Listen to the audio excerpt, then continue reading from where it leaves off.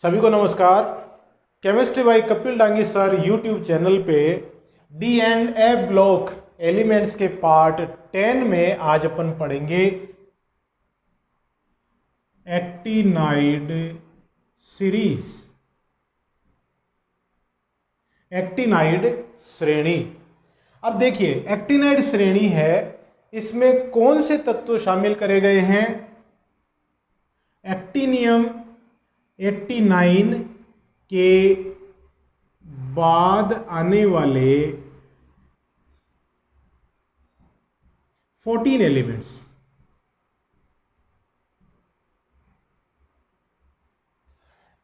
Actinium के बाद आने के कारण ही इन्हें अपन क्या कह रहे हैं? एक्टिनाइड श्रेणी कहते हैं।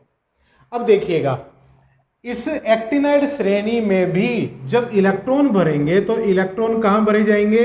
n-2f कक्षकों में भरे जाएंगे। n-2f कक्षकों में इलेक्ट्रॉन भरे जाने के कारण ये श्रेणी भी अंतः संक्रमण श्रेणी कहलाती है। अब अपन ने जब लेंथेनाइड पढ़ा था तो उसमें भी देखा था कि उसमें भी इलेक्ट्रॉन कहां भरे जा रहे थे? n-2f कक्षकों में ही भरे जा रहे थे, तो उनको भी अपने अंतर संक्रमण श्रेणी बोला। तो लेंथेनाइड और एक्टिनाइड दोनों ही श्रेणियां अंतर संक्रमण श्रेणी कहलाती हैं, लेकिन दोनों को विभेदित करने के लिए अपन क्या बोलते हैं? लेंथेनाइड श्रेणी को अंतर संक्रमण श्रेणी प्रथम और एक्टिनाइड श्रेणी को अंतर संक्रमण श्रेणी द्वितीय कहते हैं। तो देखिएगा, इनर ट्रांजिशन सीरीज या एलिमेंट्स।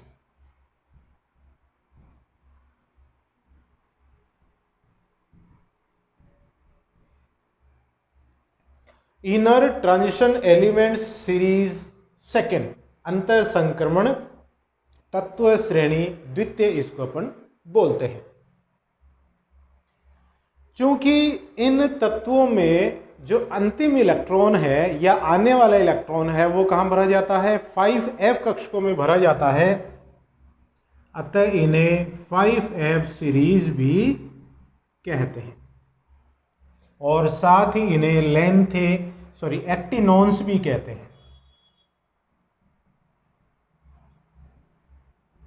एक्टिनाइड भी कहते हैं और एक्टिनोन भी कहते हैं, और अलग नाम क्या हो गए इनके? 5f सीरीज तत्व, inner transition element series second, अंतर संक्रमण तत्व श्रेणी द्वितीय। और इनको अपन अगर इसका एक सिंबल लें सभी तत्वों का, तो सभी तत्वों का सिंबल क्या है? An है। जैसे अपन ने लेंथेनाइडो में सिंबल लिया था वो क्या था? Ln। वैसे यहां पर सभी तत्वों के लिए कॉमन सिंबल, ये कॉमन सिंबल है, ये कोई तत्व नहीं है, पूरी श्रेणी के तत्वों के लिए एक कॉमन संकेत है, ध्यान रखिएगा। अब यहां देखिएगा, जो एक्टिनाइड श्रेणी है, एक्टिनाइड सीरीज को लेंथेनाइड सीरीज के साथ पीरियोडिक टेबल से बाहर रखा गया है। पीरियोडिक टेबल से बाहर रखा गया है 14 तत्वों को जो एक्टिनियम के बाद आते हैं। कौन कौन से तत्व अपन चर्चा करेंगे? थ्योरियम 90 से 103 लॉरेंशियम है। तो इसके देखिए क्या कारण है। कारण नंबर 1, सभी एक्टिनाइड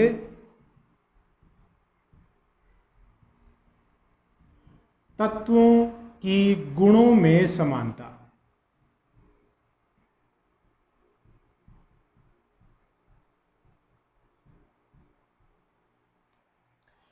ये जो 14 एक्टिनाइड तत्व हैं 90 से लेकर 103, इन सभी 14 तत्वों के गुणों में समानता पाई जाती है, तो इसीलिए इन 14 तत्वों को एक साथ एक श्रेणी में रखते हैं।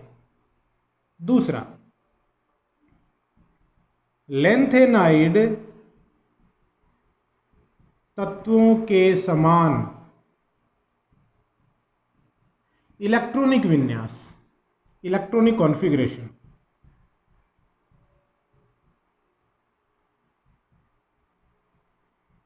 इनका जो इलेक्ट्रॉनिक विन्यास होता है वो किनके समान है? लेंथेनाइड तत्वों के समान है। इसीलिए एक्टिनाइड श्रेणी को लेंथेनाइड श्रेणी के साथ आवर्त सारणी से बाहर रखा गया है। तीसरा देखिए, पीरियोडिक टेबल में रिक्त स्थान की अनुपलब्धता।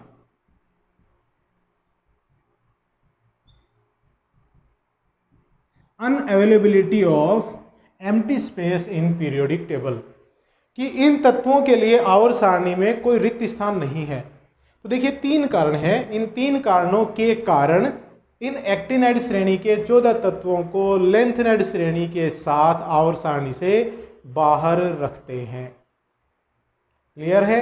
अब ये 14 तत्व हैं कौन से, इनका परमाणु क्रमांक क्या है वो देखिएगा। एक्टिनियम होता है 89 और इसके बाद के 14 तत्व हैं, मतलब थ्योरियम 90 से लेकर लॉरेंशियम 103 तक। ये बहुत ही इंपॉर्टेंट श्रेणी हो जाती है। थ्योरियम 90 से लेकर लॉरेंशियम 103 तक के ये जो 14 तत्व हैं इनको एक्टिनाइड श्रेणी के नाम से जानते हैं। अब इसकी देखिए कुछ अपने विशेष बात देख लेते हैं। ये सभी तत्व रेडियो सक्रिय हैं।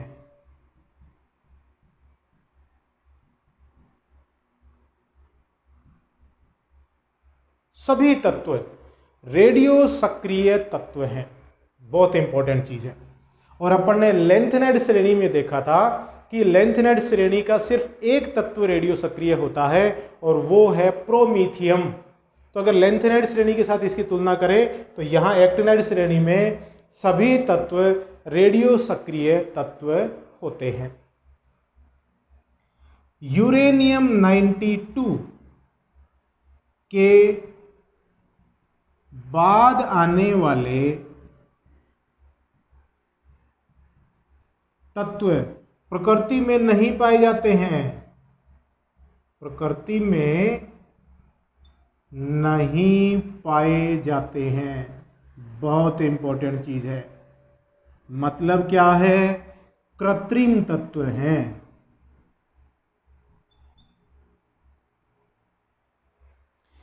यूरेनियम के बाद, यूरेनियम का परमाणु क्रमांक कितना है? 92। उसके बाद मतलब 93, 94, 95, 96 इस तरह से आने वाले जो तत्व हैं वो प्रकृति में नहीं पाए जाते हैं। सभी तत्व कैसे हैं? आर्टिफिशियल एलिमेंट्स हैं। इन्हें ट्रांस यूरेनिक एलिमेंट्स और सुपर हेवी एलिमेंट्स भी कहते हैं। देखिएगा बहुत बार ये एग्जाम में पूछा जाता है कि ट्रांस यूरेनिक एलिमेंट्स या अति भारी तत्व सुपर हेवी एलिमेंट्स पर टिप्पणी लिखिए। मैं इनको हिंदी में लिख दूं तो ट्रांस यूरेनिक को क्या कहेंगे? पैरा यूरेनियम तत्व, और सुपर हेवी एलिमेंट्स को कहेंगे अति भारी तत्व। तो इन पर टिप्पणी पूछी जाती है। बहुत बार कंपटीशंस में भी पूछते हैं कि ट्रांस यूरेनिक एलिमेंट्स या पैरा यूरेनियम तत्व क्या है, सुपर हेवी एलिमेंट्स या अति भारी तत्व क्या होते हैं। तो आपको यही बताना है कि एक्टिनाइड श्रेणी में परमाणु क्रमांक 92 मतलब यूरेनियम के बाद आने वाले सभी तत्व आर्टिफिशियल हैं, कृत्रिम हैं, प्रकृति में नहीं पाए जाते हैं। इन्हें ट्रांस यूरेनिक एलिमेंट्स या सुपर हेवी एलिमेंट्स कहते हैं। बहुत ही इंपॉर्टेंट चीज़ है ये, और बहुत बार एग्जाम में पूछा जाता है।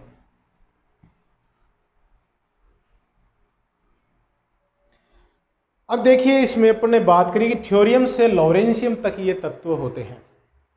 तत्व आखिर हैं कौन कौन से, वो देखिएगा। पूरी श्रेणी यहाँ पर अपन पढ़ेंगे, और उसको याद रखने का भी एक मैं आपको ट्रिक बताऊंगा कि इसको याद कैसे करेंगे अपन। देखिएगा, ये श्रेणी शुरू होती है थ्योरियम 90 से। मैं एक एक तत्व लिख रहा हूं, फिर आपको तरीका बताऊंगा। Thorium protactinium 91, uranium 92, neptunium 93, plutonium 94, americium 95, curium 96,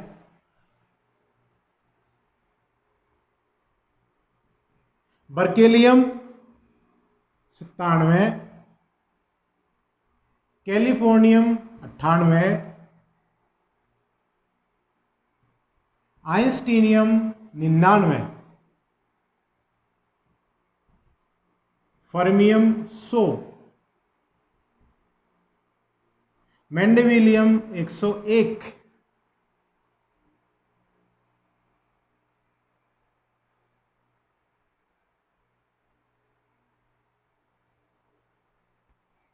nobelium 102 और लॉरेंशियम 103। देखिएगा, सिंपल सा है। एक ट्रिक बताता हूं आपको। थोड़े, मैं जैसे जैसे बोल रहा हूं वैसे वैसे आप लिख भी लें, मैं एकदम स्लोली बोलूंगा। थोड़े पहलवान उनसे निपटेंगे, पुराने आम कम बिकेंगे, कैफे जाओ ऐसे फरमाओ, मैडम नाश्ता लाओ। एक सिंपल सी ट्रिक है जो कि एक्टिनाइड श्रेणी को आप अच्छे से याद कर सकते हैं। तो इन 14 तत्वों को एक्टिनाइड श्रेणी के रूप में अपन पहचानते हैं और जानते हैं। ठीक है, अब देखिएगा, अपन बात करें इसके सबसे इंपॉर्टेंट गुण की, और वो है इलेक्ट्रॉनिक विन्यास, इलेक्ट्रॉनिक कॉन्फ़िगरेशन।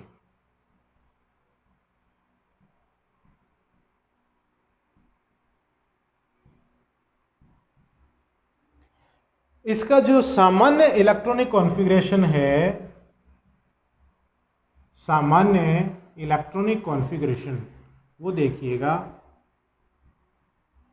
वो है n-2 F0214 n-1 D022 NS2। ये एक्टिनाइड तत्वों का सामान्य इलेक्ट्रॉनिक विन्यास है। बहुत ही इंपॉर्टेंट है, ध्यान रखने वाली ये बात है। देखिए, इसमें n-2 F में इलेक्ट्रॉन अपन भरेंगे, और जब अपन किसी भी तत्व का इलेक्ट्रॉनिक विन्यास लिखते हैं तो अपन ने पिछले वीडियो में भी देखा था, उस इलेक्ट्रॉनिक विन्यास की तुलना किसके साथ करते हैं अपन? अक्रिय गैसों के साथ करते हैं। तो ये जो इलेक्ट्रॉनिक विन्यास आता है, ये किसके साथ तुलना करेंगे अपन? रेडॉन के साथ इसकी तुलना करेंगे कि रेडॉन के इलेक्ट्रॉनिक विन्यास के बाद ये इलेक्ट्रॉनिक विन्यास लिखा जाता है। क्लियर है ना? सिंपल सी चीज है। अब ये जो श्रेणी है ये कहाँ से शुरू हो रही है? एक्टिनियम के बाद, एक्टिनियम 89। तो एक्टिनियम 89 का जो इलेक्ट्रॉनिक विन्यास है वो देखिए क्या है, 5F0 6D1 7S2। ये इलेक्ट्रॉनिक विन्यास है एक्टिनियम का, या फिर मैं इसको रेडॉन के साथ तुलना करके लिख दूं तो रेडॉन 5F0 6D1 7S2, ये एक्टिनियम का इलेक्ट्रॉनिक विन्यास है। एक्टिनियम चूंकि 89 है तो अगला इलेक्ट्रॉन कहां जाएगा? 5F में जाएगा। ठीक है, तो देखिए 90 वाला जो इलेक्ट्रॉन है वो कहां जाता है? 5F1 6D1 7S2 5F में चला गया। अब चूंकि देखिए इसमें जो एक्टिनाइड श्रेणी है उसमें 5F और 6D की ऊर्जाओं में बहुत कम अंतर होता है, अतः इलेक्ट्रॉन है वो 5F और 6D के मध्य इस तरह से संक्रमित होते रहते हैं, एक दूसरे में स्थानांतरित होते रहते हैं।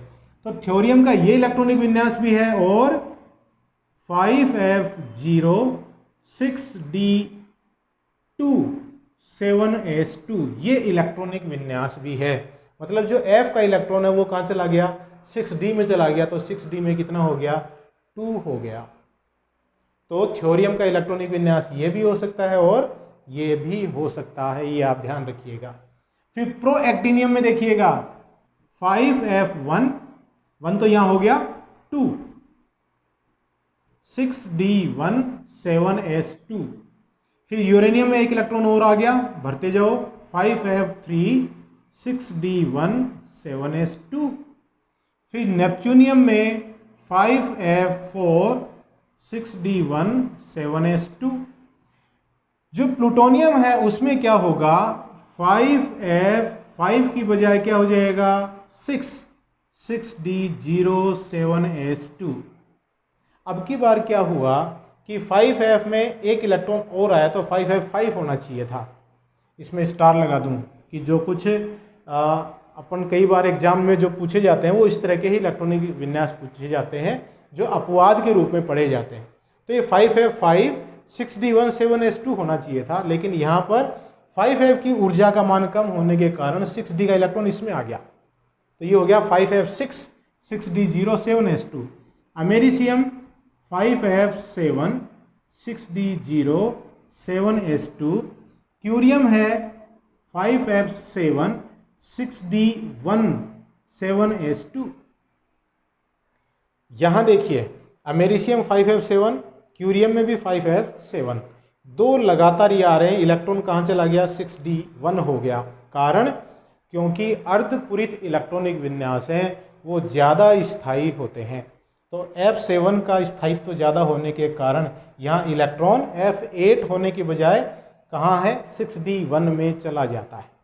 नेक्स्ट देखिएगा बर्केलियम की अपन बात करें तो 5F8 होना चाहिए, लेकिन है क्या 9 और 6D0 7S2।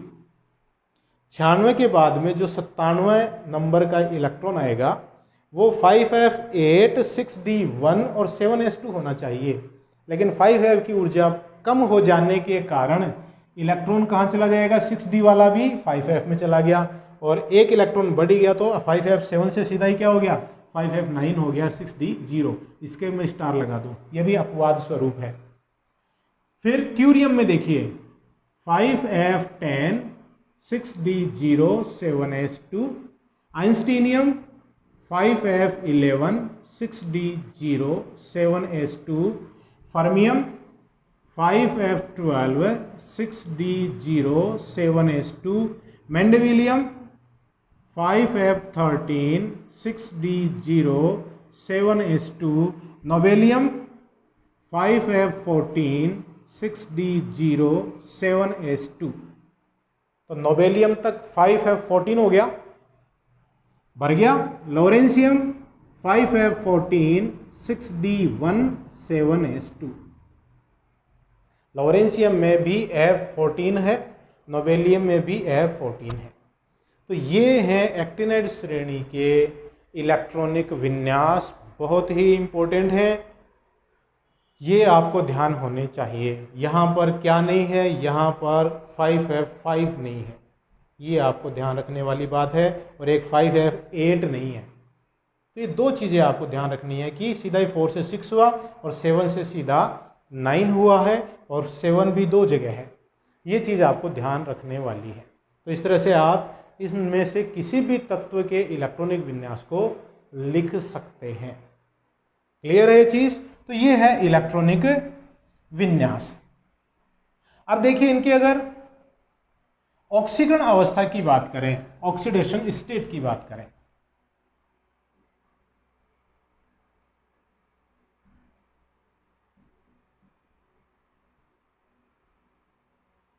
तो जैसा अपन ने लेंथेनाइड तत्वों में देखा कि उनकी ऑक्सीकरण अवस्था, मुख्य ऑक्सीकरण अवस्था क्या थी, +3, और +3 के अलावा +2 और +4 भी लेंथेनाइड तत्व कुछ तत्व दर्शाते हैं। तो एक्टिनाइड श्रेणी में भी क्या होता है कि इनकी मुख्य अभिलाक्षणिक ऑक्सीकरण अवस्था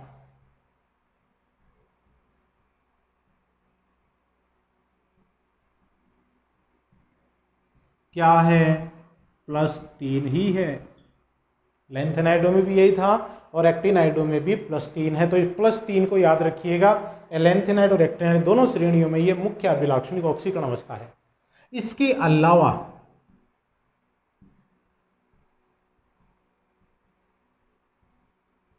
ये +2, +4, +5, +6 और +7 ऑक्सीकरण अवस्थाएं भी दर्शाते हैं। ऑक्सीकरण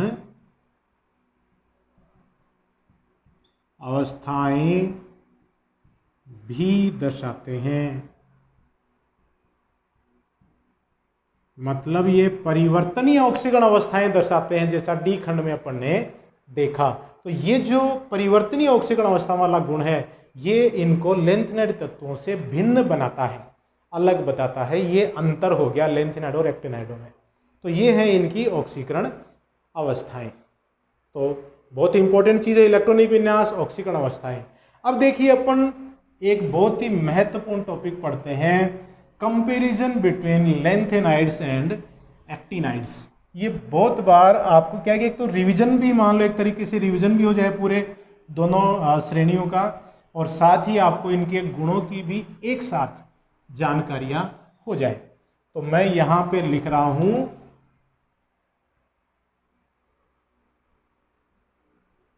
कंपैरिजन बिटवीन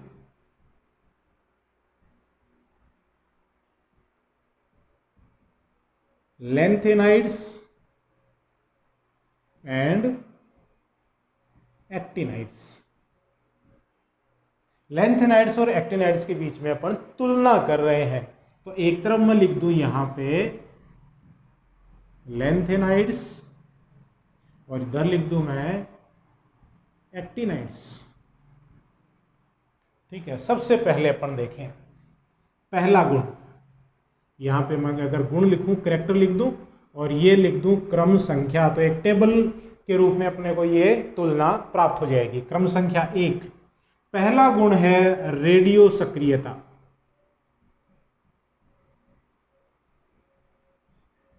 तो रेडियो सक्रियता है लेंथेनाइड्स में क्या है, सिर्फ प्रोमीथियम है, सिर्फ प्रोमीथियम है, वही रेडियो सक्रिय है। और एक्टिनाइड्स में सभी तत्व रेडियो सक्रिय तत्व होते हैं। तो सिर्फ प्रोमीथियम, ये बड़ी इंपॉर्टेंट बात है लेंथेनाइड श्रेणी में। दूसरा, ऑक्सीकरण अवस्था। तो लेंथेनाइड्स में कौन कौन सी है, +3, +2, +4। इसमें जो +3 है वो क्या है, मुख्य, और कुछ तत्व +2, +4 भी दर्शाते हैं। एक्टिनाइड्स में क्या है, +3, +2, +4, +5, +6, +7। इसमें भी +3 क्या है, मुख्य है। तो यहाँ +3 के अलावा +2, +4 ही है। और वहाँ देखिए 2, 4, 5, 6, 7, मतलब परिवर्तनीय ऑक्सीकरण अवस्था वो दर्शाते हैं। तीसरा, oxo ion. Oxo ion lanthanide नहीं बनाते हैं।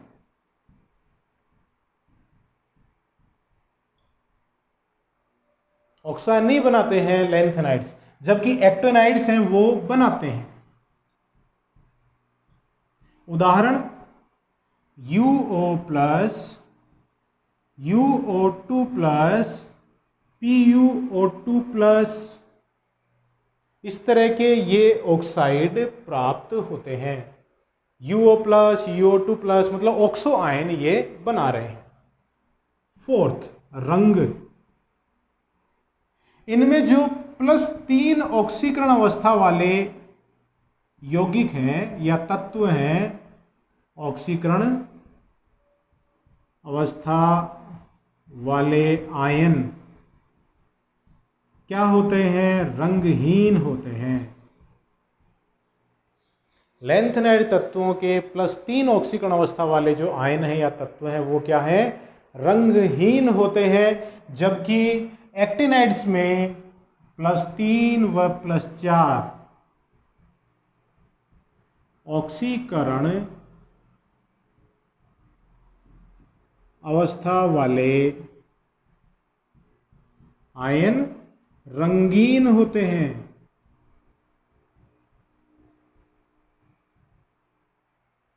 तो एक्टिनाइड्स हैं वो रंगीन हैं, जबकि लैंथेनाइड्स के +3 ऑक्सीकरण अवस्था वाले रंगहीन हैं। 5वां, संकुल निर्माण। तो जो लैंथेनाइड्स हैं वो नहीं करते हैं, क्या करते हैं? आयनिक यौगिक बनाते हैं।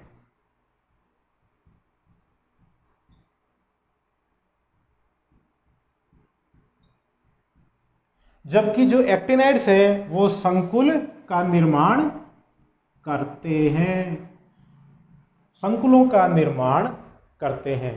बहुत ही इंपॉर्टेंट चीज हो गई, अंतर भी हो गया। छठा अंतर देखिएगा, क्षारीय गुण। तो क्षारीय गुण लैंथेनाइड्स हैं उनके क्षारीय गुण होते हैं कम, और एक्टिनाइड्स हैं उनके क्षारीय गुण होते हैं ज्यादा। तो ये देखिए कुछ गुण हैं जिनके आधार पर अपन लैंथेनाइड्स और एक्टिनाइड्स तत्वों की जो श्रेणियां हैं उनमें तुलना कर सकते हैं। बहुत ही इंपॉर्टेंट चीज है, ठीक है। अब अपन पढ़ते हैं उपयोग, किसके? लैंथेनाइड तत्वों के उपयोग, इंपॉर्टेंस ऑफ लैंथेनाइड एलिमेंट्स।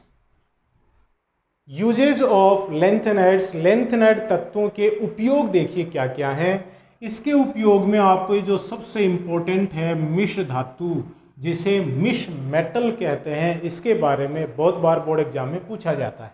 मिश्र धातु या मिश्र मेटल वास्तव में है क्या? लैंथेनाइड तत्वों का एक प्रकार का मिश्र धातु है, एलॉय है ये लैंथेनाइड्स का। इनमें होता क्या क्या है देखिए, ये इसका कंपोजिशन है मिश्र मेटल का।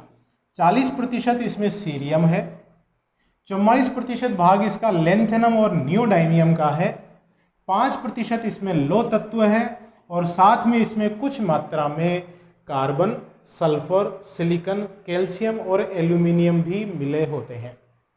यह मिश्र धातु इतना ज़्यादा कठोर होता है, इतना ज़्यादा हार्ड होता है, इसका गलनांक बहुत ज़्यादा होता है। तो इसका जो उपयोग है मैं यहाँ पे लिख रहा हूँ, मिश्र मेटल का उपयोग होता है इसका गोली, मतलब बुलेट, गोला, बम का गोला जो होता है वो, लाइटर, टैंक, लाइट फेंकने वाले टैंक हैं, इनके निर्माण में करते हैं, के निर्माण में करते हैं। इतना ज़्यादा ये हार्ड है कि जो बुलेट है, गोला है, लाइटर है, लाइट फेंकने वाले टैंक हैं, उनके निर्माण में मिश्र मेटल का उपयोग करते हैं, मिश्र धातु का उपयोग करते हैं। ये उसका कंपोजिशन है। ये है क्या? वास्तव में लैंथेनाइड तत्वों का मिश्र धातु है, एलॉय है। और देखिए नेक्स्ट उपयोग, 3% मिश्र मेटल के साथ में अगर मैग्नीशियम के एलॉय मिला दिए जाएं तो उससे बनने वाला जो मिश्र धातु, जिसको अपन कह सकते हैं मिश्र धातु होगा, वो भी एलॉय होगा, वो भी इतने उच्च गलनांक वाले होते हैं कि उनसे जेट प्लेन के पार्ट्स या भाग बनाए जाते हैं। नेक्स्ट देखिए, नियोडाइमियम और प्रेसियोडाइमियम के ऑक्साइड हैं, उनका यूज अपन करते हैं धूप के चश्मे के जो कलर्ड लेंस हैं उनका निर्माण किससे करेंगे अपन? नियोडाइमियम और प्रेसियोडाइमियम के ऑक्साइडों से करते हैं। इन तत्वों से मैग्नेट्स भी बनाते हैं। मैग्नेट्स क्यों बनाते हैं? क्योंकि ये पैरामैग्नेटिक होते हैं, paramagnetic and ferromagnetic in nature. इनकी जो प्रकृति है इन तत्वों की वो क्या है, अनुचुंबकीय और लो चुंबकीय प्रकृति के ये तत्व होते हैं, इसलिए इनसे मैग्नेट्स का निर्माण भी किया जाता है। तो ये हैं कुछ उपयोग लैंथेनाइड्स तत्व के। तो इसी के साथ ये जो अपना चैप्टर है इसका पूरे टॉपिक अपने डिटेल में पढ़ लिए। कितने पार्ट हो गए, पार्ट हो गए 10 पार्ट। छोटा सा चैप्टर था, पूरा अच्छे से पढ़ने इसको समझा। इसके पार्ट 11 में अपन इसके कुछ इंपॉर्टेंट क्वेश्चंस पढ़ेंगे कि ऐसे क्वेश्चन जो बोर्ड एग्जाम में जनरली पूछे जाते हैं या पूछे जा सकते हैं, उनको अपन यहाँ अगले वीडियो में सोल्व करके देखेंगे। क्वेश्चंस बताऊंगा आपको और उनका हल भी बताऊंगा, किसमें, D and F block elements के पार्ट 11 में। तो तब तक के लिए हाथ धोते रहिए, स्वस्थ रहिए, परिवारजनों का ध्यान रखिए, मेरे वीडियोस देखते रहिए। बहुत बहुत धन्यवाद।